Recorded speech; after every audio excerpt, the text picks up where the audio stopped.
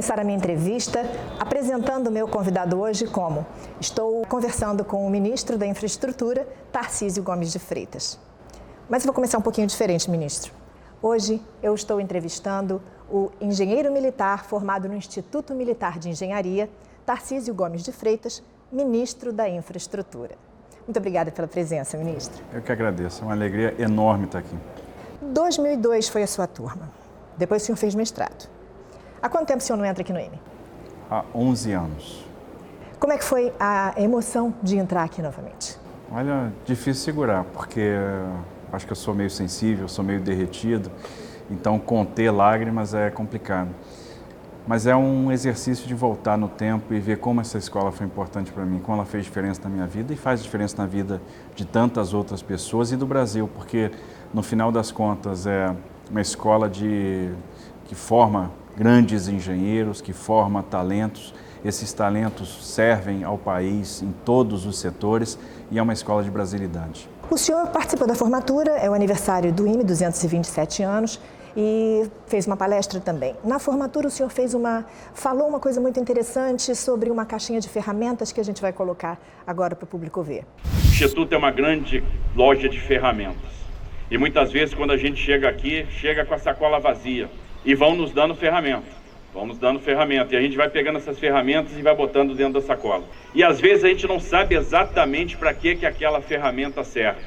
Mas ao longo da vida, ao longo da trajetória, nós vamos nos deparar com problemas e vamos sacar da sacola aquela ferramenta que vai nos ajudar a resolver aquele problema.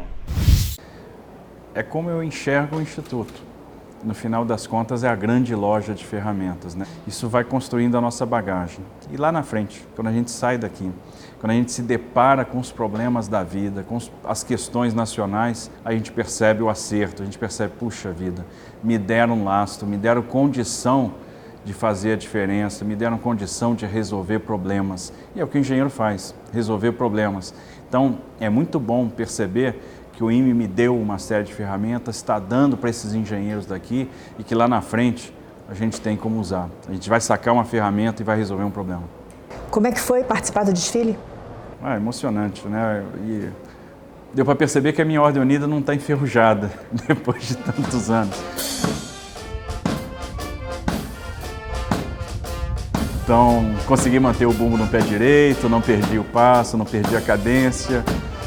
Acho que não cometi nenhum deslize, mas foi emocionante. Quando o senhor entrou aqui, qual foi a lembrança que passou? Deve ter passado aquele filminho, assim, de coisas que aconteceram. São várias. A principal foi a do meu pai, que sempre disse, faça o IME. Essa é uma lembrança marcante. E poder trazê-la aqui na formatura. Vamos lá, vamos aguentar a emoção. Vamos embora. Então vamos lá.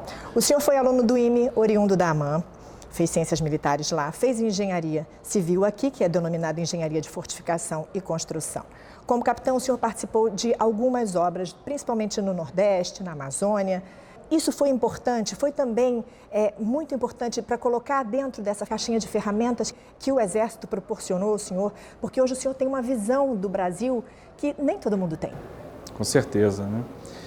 A gente, como eu falei, ganha as ferramentas, depois vai resolver problemas. E quantos problemas a gente resolve, né? O Exército está presente no Brasil inteiro, tem capilaridade, tem presença nacional, faz a diferença na vida das pessoas, tem o melhor primeiro emprego do Brasil, porque recebe jovens que não têm, às vezes, formação, dá um ofício, aquele cara sai operador de máquina, sai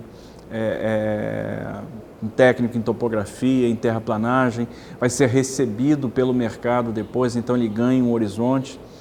A gente ganha a vivência nacional e consegue perceber as diferenças das regiões e hoje para nós isso é muito importante porque a gente percebe onde que a política pública tem que chegar, o que nós temos que fazer, com a nossa necessidade de integrar, de proporcionar conectividade, né, e realmente de fazer a diferença em termos de logística, em termos de qualidade de vida para a sociedade. Então, O Exército nos proporciona isso, né? Nos dá essa vivência, essa experiência, e todas elas são muito marcantes. Inclusive, o Exército sempre atuou muito no que diz respeito à infraestrutura, e o senhor coloca isso, inclusive, no Twitter. Demais. Eu estou muito feliz com o trabalho que o Exército vem fazendo, que a engenharia militar proporciona. São boas notícias, boas surpresas todos os dias. Algumas obras difíceis, históricas, como a pavimentação da BR-163 Pará, onde o Exército está concluindo um trabalho de muitos anos, fazendo com muita energia, com muita vibração, com muita excelência, com qualidade, como fez na 101 Nordeste, como fez na Ferroeste, como fez em diversas obras de arte, nas rodovias federais da região amazônica, enfim, na 116 Rio Grande do Sul, que o Exército também está duplicando e a obra está andando super bem, como o Exército faz sempre, com excelência, com dedicação, com devotamento. O Ministério conta com isso? Demais. É muito importante saber que nós temos essa mão amiga que a gente pode contar na provisão da infraestrutura, nos momentos difíceis, às vezes passa um pouco despercebido como o Exército nos ajuda nas situações de emergência, e esse ano foram várias devidas às chuvas, né? Sempre se posicionando, proporcionando trabalhos que reestabelecem a mobilidade, a ligação entre populações. Então, a gente sempre tem contado, conta e contará com o Exército na provisão da infraestrutura. E o Exército tem excelência para isso, tem história para isso. O senhor já anunciou uma lista extensa de iniciativas. Pode até ir me corrigindo, porque os números estão cada vez maiores. Concessão de 44 aeroportos, que é a expectativa, mais de 16 mil quilômetros de rodovias, mais de 3 mil quilômetros de concessões de ferrovias, além de arrendamentos portuários, desestatizações de empresas que fazem administração de portos. É o maior programa de concessão da história do Brasil ou do mundo? Os dois. É o maior programa de transferência de ativos da iniciativa privada da história do Brasil e é o maior programa de concessões do mundo, né? Não existe hoje nenhum país do mundo oferecendo o que a gente oferece aqui em termos de infraestrutura. Projetos importantes para o país, projetos importantes para a indústria, para o agronegócio, projetos importantes e que, no final das contas, importantes para a sociedade e para o próprio investidor, porque proporcionam também remunerações interessantes, né, que são importantes para aquele investidor de longo prazo. Então, nós temos aqui uma aliança perfeita, uma convergência de fatores que vai culminar com uma explosão de investimentos, e isso vai ser muito importante no enfrentamento dos grandes desafios econômicos do Brasil. O principal deles é a produtividade. O senhor tem uma relação bem próxima, está sempre ligado a projetos de privatização e concessão à iniciativa privada desde outros cargos antes do Ministério. Ou seja, não é de agora que o senhor vê a iniciativa privada como protagonista. Ela é realmente fundamental.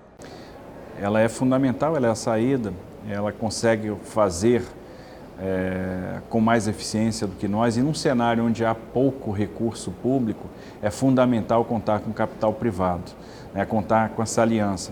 Nós estamos sendo bem-sucedidos, né? Eu tive a oportunidade de trabalhar na estruturação de quase 150 projetos de concessão para iniciativa privada em todos os setores, e isso é uma linha, é uma estratégia que está tendo continuidade, que nós vamos levar à frente. Vamos aperfeiçoando cada vez mais essas modelagens, essas estruturações, para que desperte de fato o interesse dos investidores e que a gente tenha não só leilões bem-sucedidos, como a gente tenha contratos bem-sucedidos, serviços bem prestados, né? Que é fundamental para a nossa sociedade, para o nosso desenvolvimento. Como é que é possível tornar o mercado mais amigável para esses tipos de investimento? A gente tem que primeiro ter boas estruturações, projetos que contemplem o máximo de esforço em termos de exercícios, de cenários de estresse, para ver se a gente consegue atingir aquelas expectativas de remuneração que sejam de fato compatíveis com os nossos riscos, que a gente crie oportunidades de funding, né, que a gente possa, por meio de uma boa estruturação, captar recursos no mercado de capitais, impulsionar esse mercado de capitais do Brasil, que precisa ser mais líquido, e pelo correto tratamento dos riscos. Então, boas matrizes de risco vão também despertar o interesse dos investidores. Quais são os grandes vilões nesse caminho? Bom, nós temos vários desafios a superar e que estão sendo enfrentados. Nós temos hoje exercícios e formas de mitigar problemas que afugentam investidores, como a questão do risco das variações de câmbio, como a questão dos riscos de desocupações, desapropriações, do risco ambiental. Então, esses temas estão cada vez mais presentes nos nossos exercícios. A gente faz, então, projetos que são cada vez mais sustentáveis, que se habilitam a obter, por exemplo, green bonds no mercado internacional, onde a gente pondera de forma eficiente a questão dos riscos, o balanço, a distribuição desses riscos entre o setor público e o setor privado, né, e remunerando convenientemente os investidores de acordo com a complexidade de cada um desses projetos. O senhor ficou muito emocionado com a concessão da Ferrovia Norte-Sul. O senhor diz que é a grande espinha dorsal ferroviária. O seu discurso foi emocionado. Por que essa emoção está sendo um marco para o senhor? Olha, há quanto tempo não se fazia a ferrovia, né? A gente tem que voltar um pouco na história. A Ferrovia Norte-Sul foi pensada pela primeira vez pelo imperador Pedro II. Ela começou a ser construída em 87 e agora nós estamos fechando. A gente consegue finalizar, transferir isso para iniciativa privada, colocar a operação para ocorrer. Então a gente cria mais uma alternativa de transporte. No final das contas, temos uma grande ligação ferroviária, que é uma coluna vertebral, uma espinha dorsal, ligando um porto de Itaqui, no Maranhão, no norte do país, ao porto de Santos, que é o maior porto do hemisfério sul, que vai comportar, né, vários ramais, vários terminais de transbordo. E no final das contas vai fazer toda a diferença, porque a gente cria alternativas diferentes para escoamento da carga e todas elas eficientes. Então, é difícil uma estruturação dessa, muita gente não acreditava no resultado que nós poderíamos ter, e o leilão mostrou que nós estávamos na direção certa e fizemos uma excelente modelagem, 100% de ágio, uma empresa com muitos investidores estrangeiros, inclusive os únicos americanos que investem em ferrovia fora dos Estados Unidos estão presentes na empresa que venceu o leilão. Então isso é prenúncio de acerto e de uma operação que vai atingir em cheio as nossas expectativas. Levando em consideração que a definição do termo política de Estado se refere a princípios fundamentais que devem seguir de guia para o governo de uma nação, o senhor diria que a infraestrutura é uma política de Estado? Sem dúvida. Não se faz nada na infraestrutura para amanhã. A infraestrutura é plantação. A gente planta para colher lá na frente. A gente planta para transformar a realidade em 8, 10, 15 anos. Então, tudo que é feito na infraestrutura tem que estar lastreado num plano de país, num plano de Estado, e leva tempo para maturar. Isso acaba nos fazendo, nos impondo um exercício que é de conter a ansiedade, aquela ansiedade do retorno imediato. Não há retorno imediato. A gente planta para colher muitos anos na frente. Então, é política de Estado, temos que pensar longo prazo quando a gente trabalha com infraestrutura. Quando a gente fala em infraestrutura, a gente também pensa em indústria e que segue também, aí já puxando para o nosso lado, indústria de defesa. Com esses investimentos todos, o senhor acredita que vai haver um desenvolvimento maior da indústria brasileira e dando reflexos também para a base industrial de defesa? Eu não tenho dúvida, até porque é importante reindustrializar o Brasil. As indústrias que atendem, né, a sociedade, elas atendem também o nosso esforço de guerra, o esforço de mobilização. Vários trabalhos ou produtos industriais atendem ambos os segmentos. Os reflexos disso são claros. Nós tínhamos uma indústria ferroviária que estava morrendo por falta de encomenda. Uma indústria que produz rodeiro, produz eixos, produz locomotivas.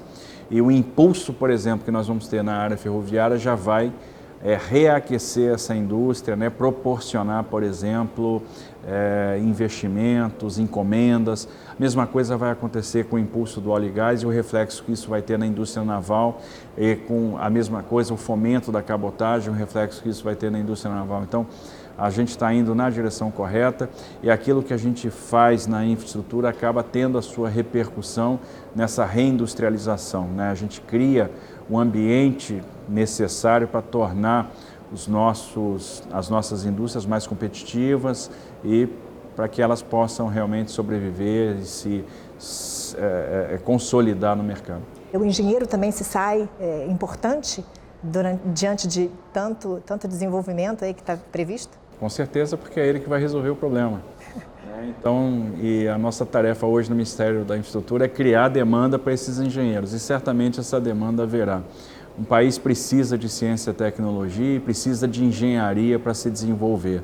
E nós vamos proporcionar campo de atuação para esses engenheiros que vão ajudar o Brasil a crescer. Um aluno veio conversar comigo, um aluno aqui do IME, disse que sabia que o senhor viria aqui e que ele estava muito emocionado porque o senhor acabou sendo uma referência. Ele, nossa, um aluno do IME, ministro. O senhor tem noção disso, dessa importância para eles? Eu não sei se eu tenho, não. Não, mas de certa forma, é um exemplo. Olha, me falaram quando eu estava aqui no Instituto, vocês são os líderes do amanhã. Vocês têm condição de ajudar o país, de liderar os destinos da nação. E eu acreditei nisso. E a mesma coisa que eu falo para esses alunos agora, vocês são o futuro, vocês têm todas as condições de transformar o país e de liderar esse processo de transformação. Então isso aqui, sobretudo, é uma escola de formação de líderes. Eu dei uma olhada no seu Twitter e vi algumas pessoas comentando coisas bastante interessantes. Eu vou falar o que eles disseram. E o senhor, por favor, se quiser complementar. Diego Garcia disse que o senhor é o meio de campo da nossa seleção de ministros. A sua construção foi colocar as outras áreas na cara do gol. Bom, a infraestrutura é veículo para isso, né? A agricultura precisa de nós porque eles estão fazendo um trabalho sensacional, né, de abertura de mercado para os nossos produtos, de aumento de eficiência em termos de produção, mas não adianta ter produção da porteira para dentro e não ter produtividade da porteira para fora. Aquilo que a provisão da infraestrutura também vai ajudar na produtividade, vai ajudar no desafio do Paulo Guedes, a arrecadação de outorgas vai ajudar no abatimento de dívida, a infraestrutura vai ajudar o turismo e nós temos um potencial enorme turístico para ser explorado. Temos, no final das contas, uma equipe de ministros que se conversa e que constroem soluções em conjunto, isso é uma coisa rara e uma construção deste governo, né, que nós não víamos, que é essa interação constante, né, e onde a gente sabe exatamente onde uma área está interferindo na outra e os projetos são pensados em conjunto. Então, no final das contas, a gente tem um papel ali de ajudar os outros. Fernando Canal disse, você se distrai um pouco e pá, aparece o ministro com um novo asfalto, francamente. Criar um personagem não é bem assim, mas no final das contas nós conseguimos, né, isso é um mérito do presidente Bolsonaro, construir um time de técnicos, né? Então nós pegamos craque para cada uma das posições. Todos os meus secretários entendem profundamente as suas áreas de responsabilidade. Eu tenho grandes nomes nas autarquias vinculadas ao Ministério, nas empresas públicas vinculadas aos ministérios. Não por acaso eu também recorri às Forças Armadas, eu tenho alguns engenheiros militares trabalhando comigo e no final das contas essa aliança traz resultado. Então, eu acho que o Ministério da Infraestrutura está respondendo os anseios, está dando resultado e eu devo esses resultados à abnegação, ao esforço, ao talento desses profissionais que estão trabalhando comigo. Eles são os verdadeiros craques, os verdadeiros heróis desse negócio. Helenara Lobato, ministro, o senhor não merecia o Brasil que encontrou, mas não temos dúvidas de que o Brasil merecia o ministro que encontrou. Estamos orgulhosos com seu trabalho e seu patriotismo. Isso é muito interessante porque a gente percebe isso realmente, trabalho e patriotismo. É o que a gente aprende aqui, né? É o que as escolas militares nos ensinam. Trabalho, devotamento, não existe atalho, existe esforço, mérito, né? Meritocracia, isso está muito presente nas Forças Armadas, e brasilidade, patriotismo. E eu acho que estamos com um time de patriotas, pessoas que estão pensando o bem do Brasil, que fizeram sacrifícios pessoais para estar no governo, e aí eu cito o exemplo do próprio Paulo Guedes, do Sérgio Moro, né, que abrem mão de uma série de coisas para emprestar talento nesse esforço de reconstrução. Então, eu fico feliz de fazer parte desse time e eu tenho certeza que os resultados virão. O Brasil vai atingir a sua grande vocação, que é ser grande. Onde o senhor consegue enxergar os ensinamentos adquiridos aqui no IME, no Exército Brasileiro, na sua atuação? No dia a dia, a ferramenta, o senhor abriu a caixa de ferramentas. Em que momentos aparecem essas ferramentas? Quando se demanda de nós disciplina, se demanda criatividade, quando os problemas mais sérios aparecem na nossa frente e você lembra da escola e pensa assim, puxa, eu já passei por coisa pior. Então isso aqui tem um caminho, tem uma solução e nós vamos resolver. Né? Quando a gente pensa o seguinte, olha, quem é o craque desse assunto? Então vamos chamar esse cara para conversar. Qual é a saída técnica para isso aqui? Tecnicamente talvez a gente possa ir neste caminho e não naquele. Isso aqui vai gerar mais valor. Todo dia a gente saca alguma ferramenta que está na nossa sacola guardada e esse lastro técnico, né, acaba permitindo que a gente tenha capacidade de dar solução para os problemas, capacidade de construção, capacidade de argumentação, porque nós temos uma sociedade complexa, com várias instâncias de controle, cada projeto desse demanda várias etapas, participação social, tudo tem que ser muito negociado e quanto mais fortes os argumentos, mais fácil o atingimento do resultado final. Então, e aí a gente tem que sacar lá, abrir a caixa de ferramentas e botar tudo que a gente aprendeu ao longo do tempo na mesa, porque é isso que vai dar resultado. Para terminar, o senhor hoje conversou com um auditório lotado de jovens que vão ser os futuros engenheiros militares. O que o senhor espera deles? Qual é a função deles? E qual a missão que o senhor passaria para eles?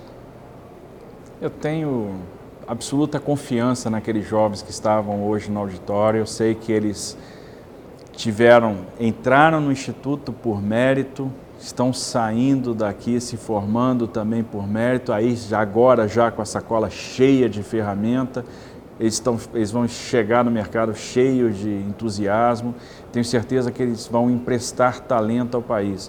Então, o que a gente precisa, né? O que eu espero deles é que eles pautem a atuação assentada em 2 pilares, o de servir ao país e o de deixar legado. E eu tenho certeza que essa juventude que estava aqui vai servir e vai deixar legado. Então, são os líderes do futuro, são os caras que vão fazer a diferença no Brasil. Muito obrigada, ministro. Muito obrigada, engenheiro formado no IME, por ter conversado com a gente. Eu que agradeço.